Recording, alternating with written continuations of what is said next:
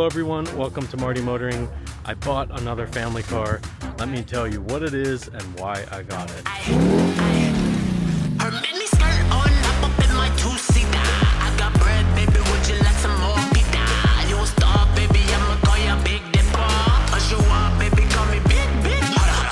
Hello everyone, welcome to Marty Motoring. It's a very windy and 80-degree day here, which is pretty rare here in central Pennsylvania. Now, if you've seen my channel in the past, I started with a Lexus IS350, and I've had many different vehicles since then, to a supercharged IS350 that I supercharge here, LS460, Toyota Sequoia, Toyota 4Runner, Toyota Tacoma, Camaro SS, a little bit of everything. I have vehicular ADHD, and in the last year I started my own business about over a year ago, and I've recently moved to a whole different town here in Pennsylvania. I got rid of like the fun cars and the LS460 and the Toyota Sequoia and pretty much everything that was like modded, and I just had a lease car for my business, which is the Hyundai Ioniq 6 all-wheel drive. So I'm trying out the EV thing for, it's like a 2-year lease, so not very long, but with moving I don't currently have a home charging situation. So that once that lease is up, I'm not going to invest in that, because once that lease is up, that's going back. I'm just probably going to stick with gasoline.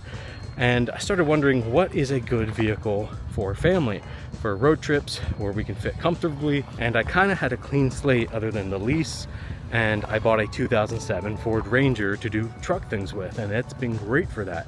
Basic truck, 2 doors, manual, 5-speed manual, rear-wheel drive, 6-foot bed. It's literally done every truck thing I've thrown at it other than off-road, because it's rear-wheel drive and it's kind of lower. But that thing has been awesome, but it's not a great daily driver. You can only really fit 2 people comfortably. The ES330 is a little small. We took it on a few road trips. So with an old Ranger and an old ES, with a lease that's going to be up in the next year, I was like, what is a good family car for us to buy? And I looked at other newer second-gen Sequoias. I looked at GX460s, and I was like, do I really want to do the Valley plate again on a 4.6 liter V8 like I did with my LS460? No, I don't want to ever do that again. I feel like I've had everything or experienced everything, and I know what I like and I don't like. I'm super picky, so when it came down to it, I was just open to other brands. I looked at the Mazda CX-9s like we used to have, and I was like, I don't want to get the same car we had. It was great, but there was things we didn't like about that either. I always seem to find something I don't like, but that led me to this. So here it is. What is it? Well, it's a 2016 Ford Flex Limited. What does that mean? Fully loaded. It's an EcoBoost. So it has a 3.5 liter V6. It makes 365 horsepower. It's all-wheel drive. It is twin turbo, being the EcoBoost. And these have kind of an Achilles heel with the water pump, because it's timing chain driven. So that's really the only thing I needed to watch out for. This one is not leaking, and I do have an aftermarket warranty. I don't love aftermarket warranties, but if that happens, it's usually about $2 or $3 grand they usually lift the engine out, replace everything, put it back in. Some shops can get this done pretty fast, even the dealer usually wants like $4 grand for it. So that is kind of like the weak spot of these, but everything else is pretty nice. It does have the tow package. It can tow 4,500 pounds, being all-wheel drive EcoBoost. So this is the top trim, and I was kind of looking at an all blacked out one, but I went with the white Limited with the blackout package, and I just absolutely love how this looks. This one has 128,000 miles, so it is kind of high mileage for a Ford. It is 9 years old. It spent some of its time in New Hampshire and then New Jersey, I believe. And I bought this in New Jersey, right outside of Philadelphia. And man, this thing just like spoke to me. I don't know if it's because it's a turbo all-wheel drive vehicle, but it's fun to drive, it's comfortable, and it has a ton of space. So let's hop in the interior here. Yes, it's not as stylish as, say, a Lexus, but it does have leather seats. They are heated and cooled. Has a heated steering wheel and a pretty simple gauge cluster setup. You got your typical Ford headlight setup. It does have Apple CarPlay. I've updated it to Sync 3.4. It came with Sync 3.2. It has the Sony premium sound, which I really wanted. Sounds super nice. It does have paddle shifters. It has movable pedals, power pedals, and power steering wheel adjustment. So I was like, wow, those are pretty nice luxury features for a Ford. In the center console, you have a ton of room here. My favorite part is that it had a sunroof, but then I saw it also had the multi-vista sunroof. That's what they call it. So these don't open, it's just, they're tinted actually too. They just kind of show the sky, but I thought that's a nice way to let light in, and there is AC in this back area. Now there are these like water stains from possibly the sunroof leaking before. I couldn't find any signs of it leaking right now. So those are things I'm going to want to clean up. Some things will annoy me, like, you know, you get a cracked leather there. That even happens to Toyotas. I got these rubber, what do you call them? Just like floor mats. These like all-weather mats. They're pretty cheap, and they came off Amazon. And I'll link everything like this stuff in the description below. If you have a Flex and you want one of these. This isn't Lexus levels of quality, and I wasn't expecting that in just like a regular family trip car, but I was impressed with some of the features it does have. The back seat is actually pretty comfortable, even at 6'1" in my driving position. Like, my legs aren't hitting yet. You have your own AC back here, and then of course you got the multi-vista sunroof, so that's pretty cool. The design is just very basic, very simple, but like I said, heated seats, cooled seats, heated steering wheel, Sony premium sound, multi-vista sunroof. This is like a fully loaded Limited, and it's just a nice place to be. You got these big cup holders here, and my daughter really likes it. She likes kind of looking at the sky on our very few trips we've taken so far in the 2 weeks I've owned it. In the back here, we do have a power tailgate and reverse camera. And I just really like the whole blacked out thing that says Flex.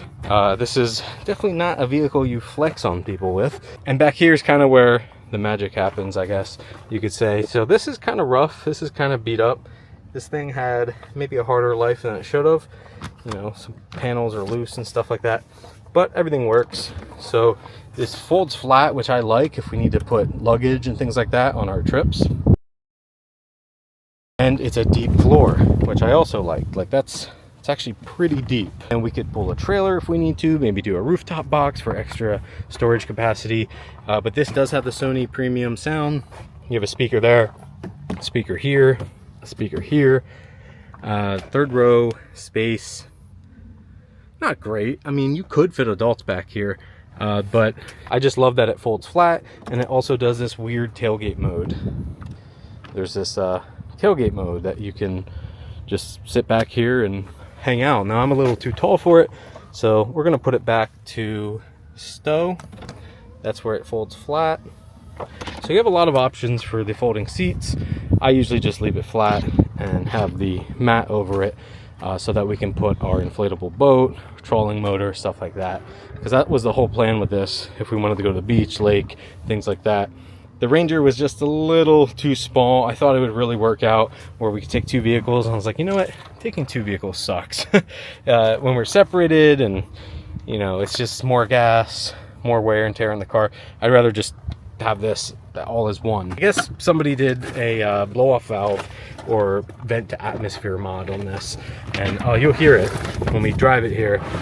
It just has such a cool turbo sound. Just blow-off sounds, and it just kind of makes it fun. And if you forget your keys, you have a little keypad here. You can type it in. It does have push to lock, push to unlock, and then it also has remote start. So that's awesome. You can just unlock it, get in, and when you hop in, your AC is going. And over here is CarPlay, so we have everything right here. It works great. The only thing I don't like is you have to go to Ford to go back to this like main screen. You have to do that, then you hit Apple CarPlay. You're back in Apple CarPlay. All right, let me adjust the climate.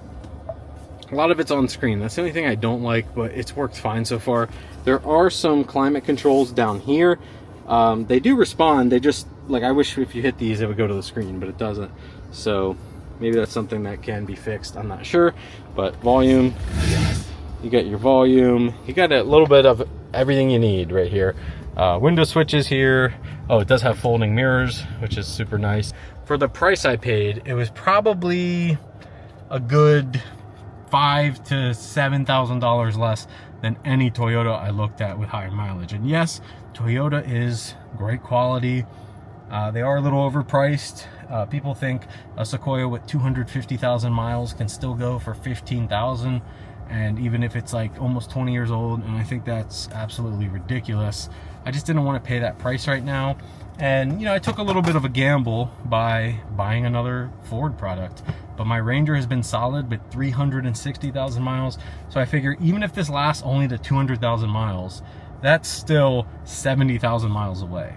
I'm not with other vehicles with the Ranger, and once the lease is up and our ES is probably gone, even if we got another vehicle, with how my work schedule set up and everything, I don't think I'm gonna be putting more than say 10,000 miles a year on this. So that's a good 7 years, which I don't even keep cars that long usually. So I think this will be fine for the long term, but so far it's been great for family stuff. Like I can still reach my daughter if she needs something, you know, pass the juice. This is the pass the juice test. You can do that. You can still, you know, kind of interact with your family, and they're not too far away. Like I feel like some of the Tundras and Sequoias are like really far back, and that seat does slide forward and backwards.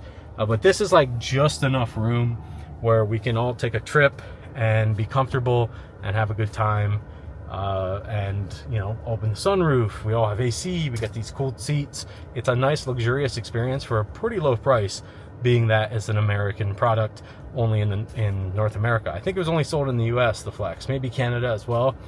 And it's just like a quirky vehicle that you don't see on the road too much. I think my favorite part about the driving experience would be these little paddle shifters. They do work once you put it in S mode, sequential, and they're pretty responsive. It's a 6-speed and it's all-wheel drive. So here we go. So it will build boost pretty good actually. So let's put it in second, and then we'll go here. And it's a pretty aggressive blow-off valve sound, which is kind of funny. So I have it in set to second gear, but you can. It just, yeah, there's a lot of blow-off sound, which is kind of cool for, you know, a little turbo all-wheel drive wagon with a V6 twin turbo. There are 2 turbos. It's a transverse engine, but there are 2 turbos.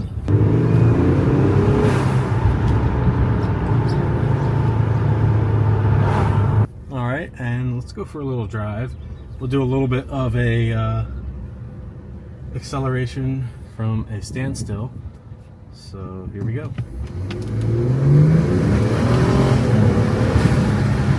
That was only up to 40, but it does get up and go.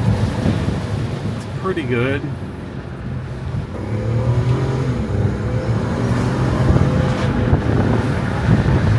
Yeah, this thing cruises for sure. You can pack the family in here, go for a road trip, or you can have some fun with it on your daily commute. You know, hear the blow-off valve. You can be comfortable, you can be stylish, you could lower it, have a cool little wagon.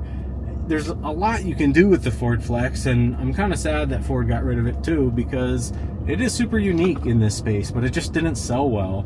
And I think I just like quirky cars, and it's something I've come to accept, and that's okay. I like weird cars that nobody else likes. This kind of reminds me of my Scion XB I had, like a longer version with a lot more power. Reliability, that might not be so good.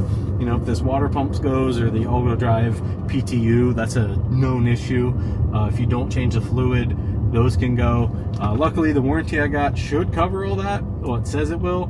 I've changed all the fluid. I had it looked over by the Ford dealer. Everything is in good shape. And I also looked at it before I bought it.